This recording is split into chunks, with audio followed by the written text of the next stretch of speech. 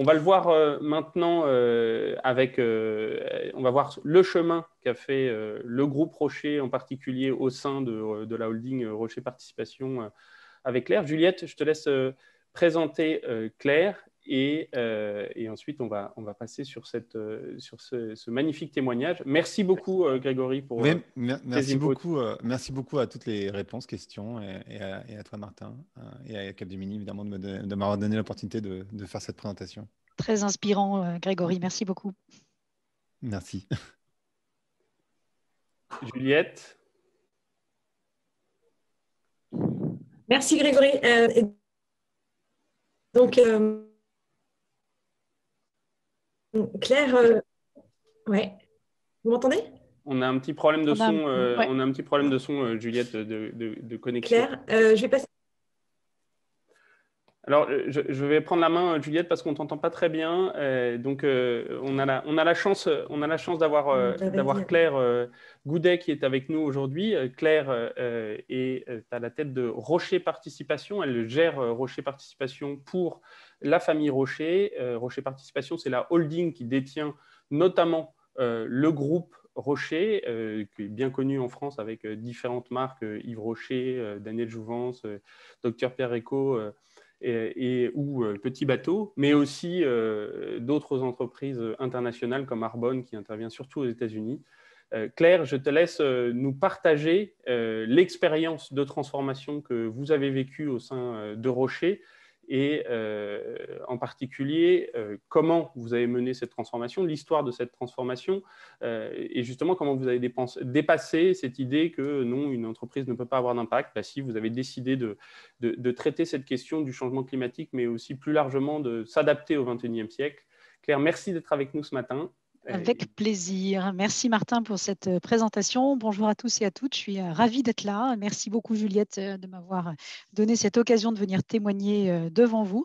Je dois avouer que je suis très intéressée par les travaux de ce think tank et je serais ravie de comprendre un peu mieux en détail vos différentes conclusions. Comme le disait Martin, l'objectif ce matin, ce n'est pas de vous expliquer tout ce que l'on fait par rapport à ces enjeux de la transition climatique, c'est de vous donner un petit peu voilà, des éléments de mesure sur comment on s'est mis en mouvement. Grégory parlait tout à l'heure de quelque chose de très intéressant. Tout ne peut pas venir du politique. Bien évidemment, on est convaincu que l'entreprise a sa part et a sa place dans cette transformation. L'idée, c'est vraiment voilà, de vous faire ce témoignage ce matin. Peut-être juste un petit point technique, Martin, du coup, de combien de temps je dispose pour ne pas déborder non plus dans votre timing et adapter le temps nécessaire. On est sur le bon timing, on est sur le bon timing. 15 minutes de présentation, Super. Plus ou moins, et quelques questions. Ouais. Impeccable. Donc, effectivement, je vous ai fait une présentation assez courte. L'idée, ce n'était pas forcément de rentrer dans le détail de tout ce que l'on avait fait, mais de vous expliquer en quoi le groupe Rocher et sa holding familiale Rocher Participation se sont mis en mouvement. L'idée, c'était vraiment de revenir sur cette transformation, la genèse en fait, de cette démarche, qui est vraiment une démarche itérative qui s'est faite à plusieurs niveaux de l'entreprise, avec cet objectif, bien évidemment, de redonner du sens, mais aussi de fédérer nos différentes parties prenantes. Je vais y revenir. Par rapport à ce que disait tout à l'heure Grégory, aux différents commentaires que vous avez postés, alors c'est peut-être plus facile pour nous parce qu'on est un groupe B2C. En tout cas, on est convaincu, on parlait tout à l'heure de la force de ces communautés et du client. Ils ont un pouvoir extraordinaire, c'est qu'ils ont le pouvoir de la carte bancaire. Donc, ils ont finalement aussi le pouvoir de vie et de mort sur nos entreprises. Ça, c'est un point important. Il faut effectivement comprendre que les entreprises sont au cœur, je pense, de la transformation et de ces écosystèmes et qu'il est extrêmement important qu'elles se mettent en œuvre dans ce mouvement. Au départ, en fait, qu'est-ce qu'on a voulu faire, nous, quels étaient un petit peu les objectifs? Finalement, on a été confrontés, et je remonte à 2018, à plusieurs questions qui sont venues un peu de toutes parts. La première, et on l'évoquait tout à l'heure, Martin le disait très bien en introduction, on voit bien effectivement qu'on a des enjeux de transformation dans le XXIe siècle qui sont extrêmement majeurs. Finalement, nous, entreprise familiale, qui sommes là depuis plus de 60 ans, comment on va s'inscrire dans cette dynamique, avec un point important qui est marqué par notre caractéristique, c'est que moi, les actionnaires me disent être usufruitiers de leur groupe. Ils ne sont là que pour le transmettre finalement aux générations futures. Donc, ils ont cet ancrage dans le long terme qui je dirais, les passionne bien évidemment, mais les font s'impliquer quotidiennement dans ce groupe. Voilà, donc comment faire face à ces enjeux? Quelle est la dynamique dans laquelle le groupe et les actionnaires familiaux ont envie de s'inscrire?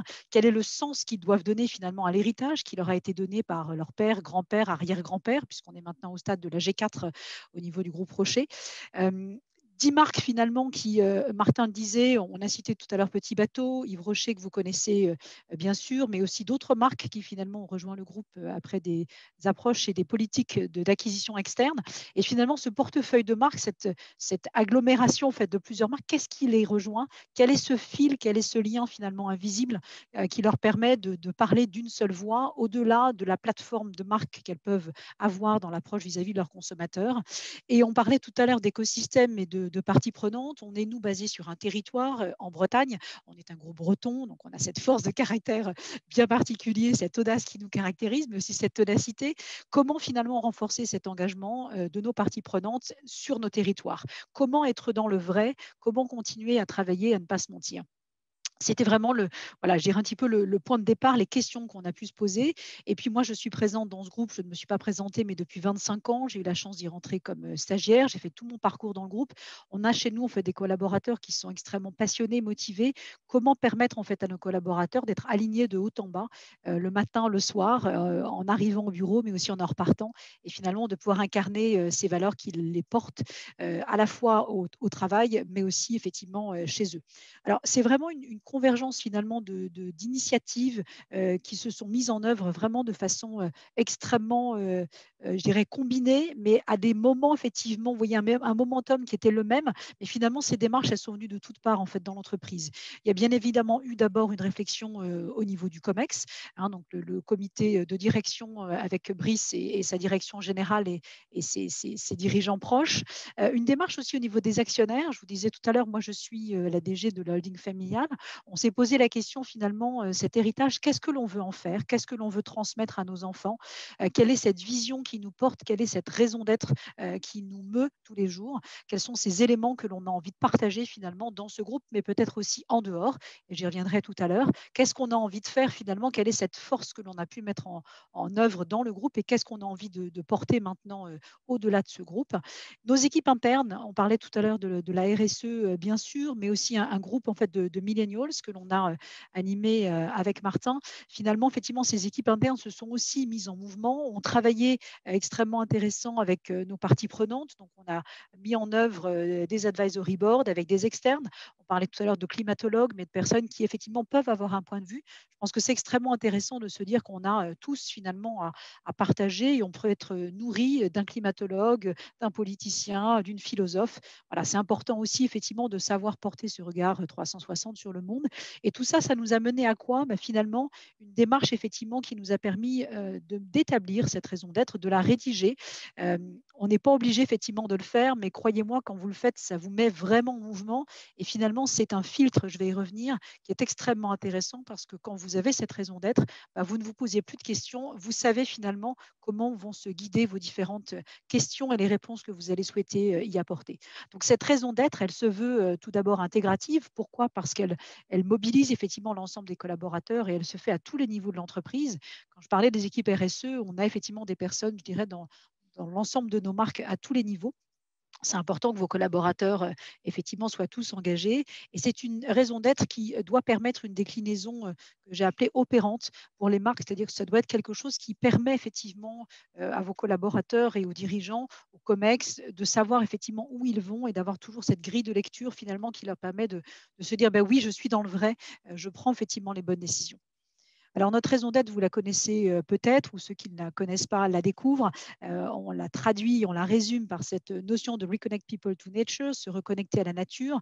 Grégory en parlait tout à l'heure. L'importance effectivement de prendre conscience que finalement nous sommes une partie de la nature, nous sommes un des éléments de la nature et qu'on a probablement chassé la nature de nos vies et que les solutions, en tout cas une des voies par rapport à cela, c'est probablement de se reconnecter d'abord à nous, à notre moi intérieur, mais aussi de prendre conscience de la beauté de ce qui nous entoure et que finalement, on a peut-être voulu aussi, sur un certain nombre de points, jouer un peu les apprentis sorciers, alors que la nature a cette sagesse, elle est là avant nous et elle sera bien évidemment encore là après. Alors, je vous ai mis ensuite quelle était notre mission. Je parlais tout à l'heure de Monsieur Yves Rocher. On est bien évidemment un groupe familial. Hein, la famille détient 100% du groupe. On est un marque éponyme. On a une marque éponyme du même nom. Monsieur Rocher avait des problèmes de santé et a perdu très jeune son papa. Et Monsieur Rocher s'est réfugié dans la nature après le décès de son père. S'est rendu compte effectivement de cette nature au sens très positif du terme, cette nature qui a la capacité effectivement à générer un impact positif sur le bien-être des personnes, cette nature réconfortante. Et cette nature, quand on la connaît, elle donne envie de la protéger, d'en prendre soin et donc donne envie d'agir pour la planète. Donc notre raison d'être, c'est de reconnecter nos communautés à la nature. Bien évidemment, on est un groupe B2C, on vend aujourd'hui des produits, des expériences, des services qui procurent du bien-être grâce aux bienfaits de la nature. Alors vous pourrez me dire, quand on utilise du rouge à lèvres ou du shampoing, c'est pas forcément effectivement voilà, quelque chose qui en soi effectivement incarne cette reconnexion à la nature, mais en tout cas c'est faire prendre conscience effectivement au travers d'une démarche que je vais préciser l'importance effectivement de se connecter et surtout de prendre soin de cette nature, de la préserver et que finalement, Grégory disait tout à l'heure, on a tous la possibilité à quelque niveau que ce soit d'aller effectivement vers cette mission de reconnexion. Alors, on revendique un modèle particulier. Je voyais tout à l'heure effectivement des commentaires sur des grands groupes. Nous, on a effectivement, je dirais peut-être moins de collaborateurs dans le groupe. On a 18 000 collaborateurs dans le monde. Donc, on revendique un modèle d'entreprise familiale. On parlait également effectivement tout à l'heure de création de richesse et de préservation du bien commun. On est convaincu qu'on peut faire les deux. Mais en tout cas, on est effectivement un modèle d'entreprise familiale. On n'est pas un groupe coté. Mais je pense que les deux ne sont pas antinomiques et chacun peut prendre la parole et se mettre en mouvement. On veut vraiment développer cet écosystème durable qui combine, on en parlait, la création de richesse. On est une entreprise, donc on est aussi là effectivement pour créer de la valeur et je pense que c'est important de l'assumer et s'inscrire également dans une démarche à la fois d'innovation frugale et d'écologisme humaniste. On a la chance d'avoir au sein du groupe des expertises botaniques, agronomiques, scientifiques. On a créé, je vais y revenir tout à l'heure, c'est un point, je pense, extrêmement important. Ce qu'on a mis en œuvre en fait à la Gacilly, cet ancrage dans notre territoire, nous permet aussi d'avoir cette authenticité qui nous guide de façon quotidienne et qui permet de créer ce lien direct avec nos communautés. On évoquait, je crois, tout à l'heure la notion d'interdépendance. Je pense que c'est un point extrêmement important. Savoir effectivement comment on veut agir finalement avec ces communautés, avoir la capacité effectivement à échanger et dans cet écosystème que l'on anime, avoir l'occasion de donner finalement la parole également à l'ensemble de nos parties prenantes. En tout cas, nous sommes persuadés que la façon dont on cultive ce lien spécifique avec nos territoires, c'est ce qui nous permet d'être dans l'authenticité, d'être dans le vrai. Je pense que c'est un point aussi extrêmement important, c'est qu'il y a, moi je dis toujours, il y a autant de structuration de famille qu'il y a de famille, mais il y a aussi autant de raisons d'être qu'il y a d'entreprise. Je pense que ce qui est important, c'est que chacun se mette en mouvement en ayant quelque chose qui l'assume et qui l'habite vraiment. Voilà, il ne faut pas vous mentir en faisant ce travail de raison d'être. Donc c'est un point extrêmement important, c'est quelque chose qui doit venir de vous. Voilà, ça a été un travail itératif chez nous, finalement pas très long. Hein. On a commencé à l'automne 2018, au moment où voilà, les actionnaires voulaient redéfinir aussi leur projet actionnarial. Et vous voyez que ça s'est fait effectivement de façon transverse au niveau de l'entreprise et on est arrivé à l'expression de cette raison d'être et l'adoption du statut d'entreprise à mission à l'automne 2019. Donc on a travaillé sur ce point pendant une petite année. Ce qui est important aussi, c'est qu'on parlait tout à l'heure voilà, d'être droit dans ses bottes et d'être aligné de haut en bas. Je pense que cette cohérence, elle est extrêmement importante. Pour autant, vous pouvez tout à fait avoir la capacité de travailler sur effectivement ces objectifs singuliers, ces éléments qui vont vous caractériser, vous, au niveau de l'entreprise. Et puis après, on interagit dans un monde qui nous dépasse. Et donc, il y a aussi un certain nombre de must-have finalement qu'on a qualifié de license to operate qui sont là aussi à mettre en œuvre finalement pour voilà, peut-être intégrer une dimension un petit peu plus large. Et je pense que la juste balance entre les deux, c'est aussi un point qui est extrêmement important. Alors ça, vous reconnaissez des pictogrammes de notre ami Martin. On a travaillé avec l'Institut des futurs souhaitables sur ce point-là. Ce que je souhaite illustrer ici, c'est finalement la capacité que la définition de cette raison d'être peut avoir de vous mettre en mouvement et de le faire à tous les niveaux de l'entreprise. Je vous ai partagé tout à l'heure notre raison d'être que vous voyez, qui est partie donc d'une conviction, de la façon dont on va travailler notre activité, les principes que l'on entend mettre en œuvre, que l'on assume et la manière de faire singulière, que l'on traduit effectivement avec cette notion de Reconnect People to Nature. On a adopté ce statut d'entreprise à mission et puis ensuite on a décliné finalement ces raisons d'être au niveau de l'ensemble de nos marques. Et ça a été un travail extrêmement intéressant. C'est que vous voyez bien qu'on a en fait fait ce travail au niveau de la holding. La holding, elle détient bien évidemment le groupe Rocher, mais elle a aussi ses propres activités. Et ensuite, c'est un travail de mise en cohérence en fait de cet ensemble. Moi, j'aime beaucoup cette notion effectivement d'écosystème, prendre conscience que finalement, vous êtes une membrane au sein de laquelle, je dirais, chaque rouage a la capacité effectivement à s'entraîner. Je pense que ce qui est important aussi, c'est que vous preniez conscience que chacun peut faire sa part. Et ça, je pense que c'est important d'être dans cette dynamique de mouvement. Donc, on a vraiment travaillé sur ce point-là pour que chaque marque décline sa raison d'être et le fasse effectivement au travers, je dirais, de cette mission générique au niveau du groupe. Alors, on parlait de Petit Bateau tout à l'heure, c'est extrêmement intéressant. Ils ont retravaillé effectivement sur ces points-là. Et puis, Grégory l'a très bien dit tout à l'heure. Ce que je trouve intéressant, c'est que quand vous faites ce travail, vous mettez en évidence en fait des incohérences. Et c'est ça qui devient extrêmement fort, c'est que finalement, cette raison d'être, elle vous projette en fait sur une ambition. Donc, on a travaillé effectivement de façon concomitante avec cette ambition qui était une ambition stratégique, une ambition de RSE, des objectifs peut-être plus business de chacune de nos marques.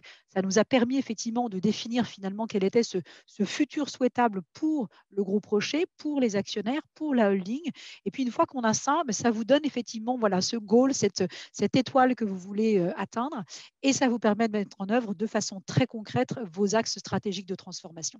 Et c'est cette transformation qui se met effectivement en œuvre au travers de différents programmes.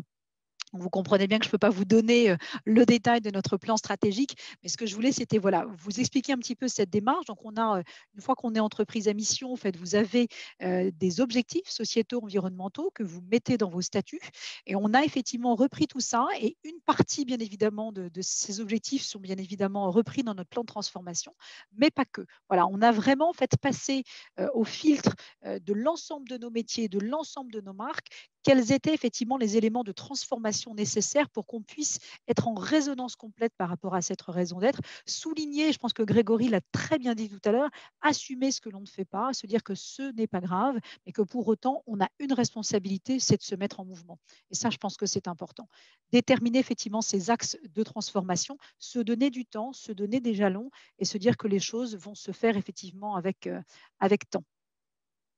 Je pense que ce qui est intéressant, c'est vraiment, en tout cas moi, ce qui m'anime dans ce groupe, c'est cette capacité finalement à avoir mis en place une vision systémique de l'écosystème qui permet effectivement de mobiliser nos actionnaires, bien évidemment nos salariés, nos dirigeants, mais l'ensemble des parties prenantes de l'entreprise, que ce soit des clients, des fournisseurs, autour effectivement de cette envie d'agir. C'est ce qu'on appelle, nous, dans notre jargon, l'affectio. L'affectio societatis, vous savez que c'est la première caractéristique pour finalement avoir envie de créer une entreprise. Vous devez avoir cette volonté d'agir et de définir un projet commun.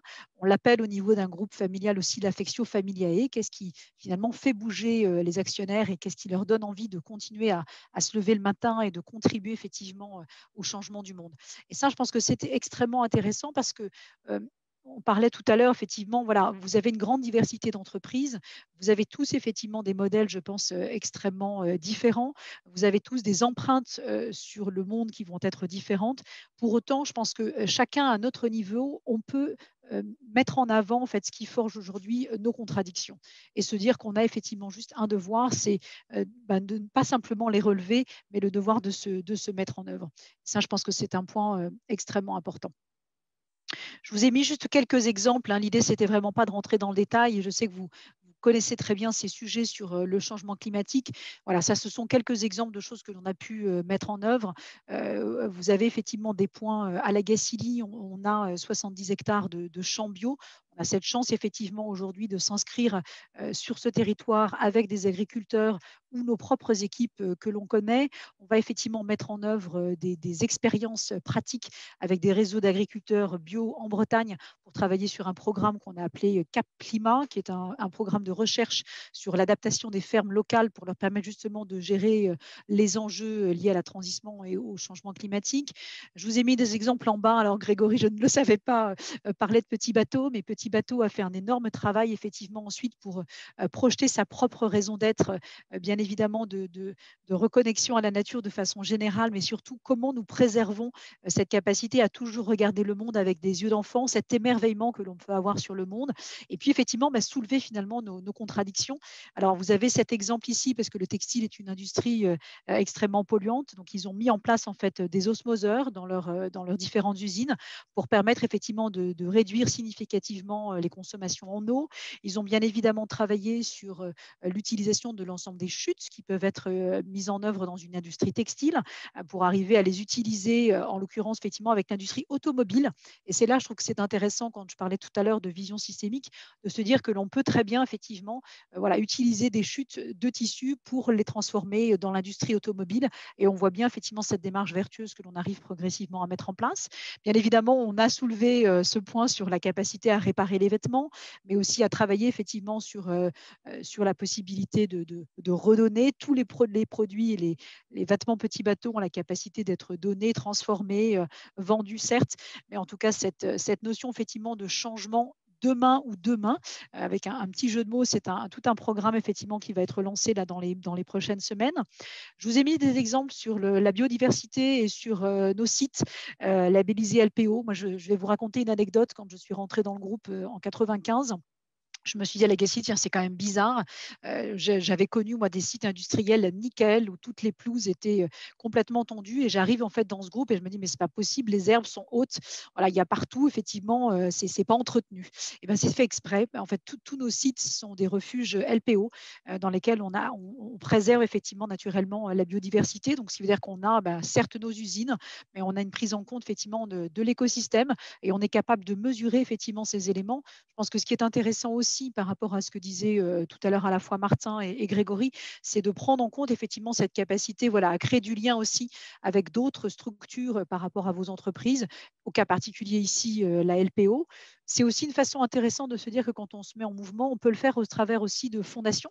On a la chance au niveau du groupe d'avoir 2 très belles fondations qui n'ont jamais été des fondations d'entreprise. On a toujours fait le choix d'avoir des fondations qui étaient des fondations sous égide pour avoir la capacité de bénéficier aussi de l'appel aux dons externes. La Fondation Yves Rocher vient d'obtenir, il y a maintenant 1 an et demi, le statut de fondation reconnue d'utilité publique. Donc là aussi, c'est intéressant de se rendre compte que la conviction au départ d'un homme ou d'une femme peut effectivement dépasser ça pour aller vers un intérêt de bien commun et de préservation de l'intérêt général. Donc la Fondation Yves Rocher, la Fondation Daniel Jouvence, et ça vous permet de la même façon de nourrir effectivement un écosystème au-delà simplement de vos consommateurs et d'une fondation qui se met en œuvre finalement juste pour verdir l'image de l'entreprise. Et puis, je vous ai donné un dernier exemple sur Sa Bouche Clean à Legacy, qui est une démarche bien évidemment cible d'avoir, on parlait tout à l'heure de compensation, on n'est bien évidemment absolument pas dans cette dynamique. Hein. Notre fondation Yves Rocher a planté 100 millions d'arbres, donc si on voulait s'amuser à compter tous ces crédits, on pourrait effectivement ne plus se poser la question de nos propres utilisations carbone. Pour autant, nos sites visent cette neutralité carbone. Donc ça, c'est un exemple effectivement de tracteurs, de parcs qui ont été mis en œuvre, notamment sur l'ensemble de nos trajets intra-sites pour favoriser effectivement la mise en œuvre de ces sites bas carbone. Voilà, quelques exemples vraiment pour illustrer un petit peu le propos. Moi, je pense que ce que je voulais vous dire, alors c'est peut-être plus facile parce qu'on est une entreprise familiale. On voit effectivement au travers de la crise que l'on a traversée que les entreprises familiales sont plus résilientes dans la crise parce qu'elles prennent peut-être moins de risques. Elles ont effectivement cette capacité, je pense, à s'ancrer sur le long terme. Je pense que ce qui est important, c'est que chacun peut contribuer et en tout cas, moi, je vois à quel point cette démarche, en fait, crée un élan. On parlait tout à l'heure des collaborateurs, on parlait tout à l'heure de fierté, on parlait aussi d'engagement. Je ne sais pas vous, mais en tout cas, moi, venir dans une entreprise qui me permet, en fait, d'être alignée de haut en bas, du matin jusqu'au soir, en l'occurrence depuis 25 ans, parce que je suis restée dans ce groupe, eh ben, c'est génial. Ça vous donne une énergie et une motivation vraiment extraordinaire. Moi, c'est ce point-là, en fait, surtout, sur lequel je voulais témoigner ce matin. Vous mettre dans une posture de bienveillance, on en parlait tout à l'heure, bienveillance par rapport à vous dire que finalement, voilà, on a la possibilité, on en a même le devoir pour nos enfants de bouger, se mettre dans cette posture de bienveillance, accepter effectivement de se remettre en question, accepter de se dire, c'est pas grave, je fais un petit bout, mais finalement, si chacun fait ça, et si on additionne effectivement la somme de toutes ces interdépendances que l'on est en train de mettre en œuvre, on arrivera à faire bouger les choses. Je pense que c'est important de le faire aussi avec authenticité. Voilà, de se mettre effectivement dans cette démarche où on ne se ment plus, on est capable effectivement d'avancer et puis ne pas non plus donner des ambitions entre guillemets de dingue. Moi, j'ai la chance de travailler pour une famille qui a, je pense, pour principale caractéristique l'humilité. Et donc parfois, j'entends effectivement leur part, mais Claire, on est tout petit, voire même on est un nain de jardin par rapport à ces grosses entreprises. Mais finalement, voyez, depuis qu'on a effectivement, je dirais, assumé que ce mode de fonctionnement était le nôtre, et Brice dit finalement, on est entreprise à mission depuis notre création. Monsieur Rocher était souvent pris pour un farfelu par les banquiers, par des hommes d'affaires, par les publicitaires. Mais je pense que ce qui est important, c'est que vous soyez nourris effectivement de ces convictions, que vous ayez la capacité à vous engager. Et nos entreprises sont un lieu extraordinaire, sont un territoire de jeu absolument magique. Et moi, j'ai vraiment cette conviction que nous pouvons tous faire des choses. Et effectivement, quand on arrive à se mettre dans cette posture finalement d'interdépendance où on n'attend pas les autres, mais on se dit, ben non, moi aussi, j'ai la capacité de contribuer. Je peux être jeune, moins jeune, au début de ma carrière ou à la fin de ma carrière. On a tous la capacité à se mettre en mouvement. Et je pense qu'on est, j'ai beaucoup aimé l'image qu'utilisait tout à l'heure Grégory, on est en haut, on tombe, on ne sait pas où on va aller, ça peut faire peur. Ce qu'il ne faut pas, c'est que cette peur, finalement, vous sclérose et vous empêche d'avancer. En tout cas, voilà, moi, c'est ce témoignage, se mettre en mouvement, c'est super chouette, ça fait du bien, ça donne une super pêche, une super énergie. Et puis, voilà, cette fierté que vous avez, cette volonté de vous lever le matin et de vous dire, ben voilà,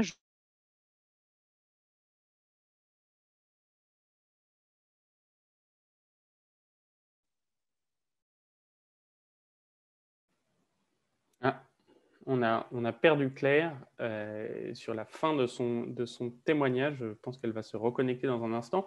N'hésitez pas à poster vos questions pour Claire sur le chat. J'ai vu que Laure en avait déjà posté une. Dès qu'on récupère Claire, on va pouvoir lui poser ses questions.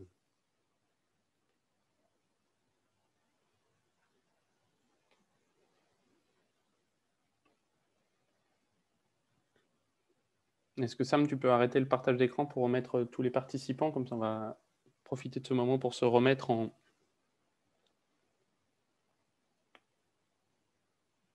tous en vidéo le temps qu'on récupère, Claire.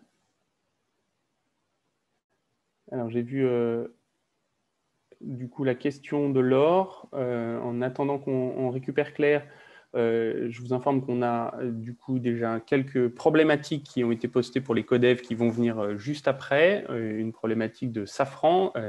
Ça sera d'autant plus intéressant avec les échanges ou les questions ou remarques qui ont été faites tout à l'heure dans l'intervention de Grégory, une problématique de LVMH, une problématique de Covivio, et dans un deuxième temps, on aura donc une problématique de Air Liquide et une problématique de la Redoute. Si vous avez envie de bénéficier de l'effet advisory board de ce dernier jour du think tank, n'hésitez pas à envoyer sur le chat vos problématiques les plus précises possibles pour lever un frein à la transformation et à l'adaptation de vos organisations vers le futur de société que vous avez imaginé collectivement. Alors, je regarde si on peut récupérer Claire.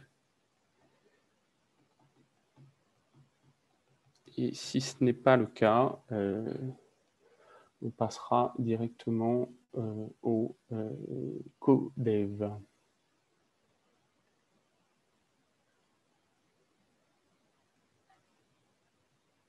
Ça y est, on récupère Claire. Ouais, je suis désolée, mon ordinateur a eu un petit souci et m'a complètement abandonnée, donc il a fallu que je retrouve le code et que je me connecte avec mon téléphone. Je ne sais pas si vous me voyez du coup. Oui, on te voit bon. Très bien, on te voit très bien, Claire. Désolée pour le petit couac. Pas de souci, ne t'inquiète pas. On a des questions pour toi. Une question de Laure de Air Liquide qui dit: j'imagine que le long chemin de cette transformation, que le long du chemin de cette transformation, vous avez fait des choses que vous feriez différemment maintenant. Pourriez-vous nous partager vos lessons learned? Oui, bien sûr. Je vais vous donner un exemple. On a acheté une entreprise en Turquie qui s'appelle Flormar. On a eu en fait à gérer dans cette entreprise une très grosse crise sociale. D'ailleurs, vous l'avez probablement vu sur les réseaux sociaux, puisque c'était une société que l'on détenait en fait en JV avec des actionnaires personnes physiques. On a eu en fait des grèves extrêmement importantes parce qu'on a licencié du personnel. Voilà, ça c'est un exemple extrêmement intéressant. Brice nous a dit et il a assumé. Si j'avais été entreprise à mission à l'époque, jamais j'aurais fait ça. Jamais je n'aurais, alors peut-être d'ailleurs pas acheté l'entreprise Fleurmar, parce que finalement il y avait en fait au sein d'elle des entreprises, des pratiques finalement environnementales sur lesquelles on est peut-être passé un petit peu trop rapidement. Et en tout cas ça a été un exemple de décision qu'il n'aurait ou de crise qu'il n'aurait absolument pas géré de la même façon. Et donc ce qui est intéressant, je trouve, c'est que cette notion de raison d'être, elle vous engage. Elle engage l'entreprise, vous la mettez dans vos statuts. Donc, c'est aussi, en fait, vous connaissez le point, vous la mettez dans vos statuts parce que juridiquement, vous autorisez le dirigeant à prendre en compte à la fois, bien évidemment, la partie économique, mais aussi la préservation du bien commun. Donc, on peut avoir après les arbitrages économiques. Donc, on donne ce cadre juridique aux dirigeants. Voilà, ça, c'est un exemple. Peut-être deuxième question ou remarque de Éléonore. Est-ce que cette transformation s'est faite naturellement ou est-ce qu'il y a eu une sorte d'événement déclencheur en 2018, comme tu le mentionnais au début, Claire? Non, je pense que l'élément déclencheur, en tout cas, moi, de la part des actionnaires, je l'ai vécu peut-être plus à ce niveau-là. Je vous disais tout à l'heure, il me disait, Claire, on est usufruitier de notre groupe et en fait, on a une chance, on a un nom, mais on n'a pas de prénom. Et donc, finalement, le point, je dirais, moteur et le point de démarrage, en fait, pour eux, ça a été, voilà, qu'est-ce que l'on veut laisser, en fait, au-delà de nous? Parce que nous, on existe, mais qu'au travers de notre nom. Et donc, on se rend compte que individuellement, finalement, on n'existe pas, mais c'est pas grave.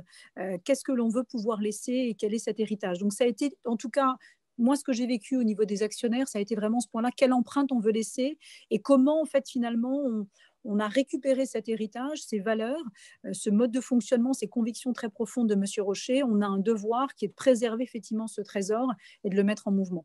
Ça a été un élément déclencheur chez eux. Voilà, parce que voilà, ils avaient envie, effectivement, sans vous mentir, Monsieur Rocher a laissé la place d'abord à son fils qui lui est prédécédé, puis à Brice. Et donc aujourd'hui, on a une vingtaine d'actionnaires. Finalement, qu'est-ce que je fais moi dans ce groupe? Je ne suis pas acting en fait tous les jours. Qu'est-ce qui me permet de me mettre en mouvement? Voilà, donc une volonté de contribuer de leur côté. Et puis après, du côté du groupe, on arrivait en fait à en parler tout à l'heure de programme RSE. On arrivait aussi, finalement, on a des grands programmes entre guillemets de 10 ans. Donc on arrivait effectivement à la fin d'un cycle naturel sur cette partie RSE. Je le disais tout à l'heure, on voyait bien aussi un certain nombre de changements. Je pense des convictions très très fortes mises en œuvre dans nos territoires. Voilà, qu'est-ce qu'on fait pour aller plus loin? Et donc l'équipe RSE s'est dit tiens, je ne vais pas finalement juste raisonner dans mon circuit fermé, je vais aller intégrer mes parties prenantes, je vais aller intégrer mes fournisseurs, je vais regarder avec mes clients, je vais faire effectivement des rétex, je vais travailler avec des advisory boards, qu'est-ce que les gens pensent de moi, qu'est-ce qu'ils pensent que je fais bien, qu'est-ce qu'ils pensent que je fais mal. Voilà, et c'est toutes ces expériences en fait cumulées. Je vois Martin qui rigole parce qu'il a eu la chance de nous accompagner sur ces différentes réflexions. Et en fait, ce qui était magique, c'est que tout ça s'est mis en œuvre, je dirais, de façon finalement quasi simultanée dans ce laps de temps un petit peu court. Effectivement, ce travail, on en voit maintenant la vertu. Effectivement, ça nous a apporté aussi de la sérénité. Je pense que ce qui est important, c'est qu'après, finalement, vous avez cette approche et ce filtre. Finalement, ça devient beaucoup plus simple. Et je pense que notamment dans la crise que l'on traverse, je crois que c'est Grégory qui disait tout à l'heure, c'est important de ne pas voir à 2 ans, à 3 ans, mais à 10 ans, à 15 ans, à 20 ans. Et j'entends parfaitement que ce discours soit compliqué pour des entreprises cotées qui ont peut-être une vision plus court-termiste pour les grands groupes que vous représentez. Pour autant, moi, j'ai côtoyé beaucoup de grands groupes parce qu'on est très, très impliqués et on aime échanger. Voilà, cette démarche en fait d'authenticité, on la ressent aussi chez les dirigeants et les collaborateurs. Merci beaucoup, Claire, pour ce témoignage très précieux, d'autant plus pertinent dans ce think tank d'Outank que le processus de transformation que vous avez suivi depuis 2018 est finalement le même processus que celui qu'on a appliqué évidemment dans un temps plus ramassé et avec une approche plutôt sectorielle au sein de ce think tank, mais merci de souligner à quel point se recentrer, retrouver du sens pour s'inscrire dans le monde du 21e siècle, indépendamment des Cassandres autour de nous qui nous disent « Non, mais vous êtes une entreprise, vous fabriquez des shampoings, etc. » ou des moteurs d'avion, ou une industrie lourde, ou etc. etc. Vous avez saisi cette opportunité de retrouver du sens, de choisir votre futur souhaitable et de le mettre en œuvre. Et aujourd'hui, effectivement, comme tu en témoignes, la mobilisation à la fois de vos actionnaires, de vos dirigeants, de vos parties prenantes et de vos salariés, évidemment, est absolument remarquable. Merci beaucoup, Claire. Merci à vous. Une super opportunité de rentrer dans les exercices de Codev et de profiter de ce temps collectif pour venir étudier en particulier des enjeux de transformation de certaines entreprises. Donc, dans ce premier temps de Codev, on va voir 3 cas. Le cas de Safran avec la problématique de François, qui va être particulièrement intéressante, notamment avec les provocations de Grégory ce matin sur la question de l'aviation. Le cas de LVMH, avec Mohamed, qui revient sur la problématique de la mise en avant des éléments différenciants sur le dernier kilomètre. Et puis, le cas de Covivio sur notamment comment on fait le pont entre les équipes RSE et le reste de l'entreprise pour que les enjeux environnementaux et sociaux ne soient pas que l'apanage d'une petite équipe, mais bien une problématique collective. Donc, avec cette belle inspiration de Claire, et puis on le verra tout à l'heure avec OVH et François, on passera ensuite sur d'autres problématiques. On a déjà une proposition de Air Liquide avec l'or et une proposition de La Redoute qu'on pourra regarder en détail. Ceux ou celles qui voudraient proposer une problématique pour le second Codev sont invités à le faire pendant ce temps ou juste après. Donc, nous avons une demi-heure de Codev. Évidemment, là aussi, c'est très court, mais c'est illustratif. Je vous propose de vous connecter, comme la dernière fois, sur le Miro. Samuel va vous envoyer dans des salles. Donc, le groupe 1 avec François, animé par Juliette. Le groupe 2 avec Mohamed, animé par Pierre et Shaker. Et le groupe 3 avec Manon de Covivio, animé par Delphine. C'est parti pour ce temps de Codev. Nous nous retrouvons en plénière à 11h et quelques pour le témoignage de Françoise Thérin d'OVH. À tout à l'heure.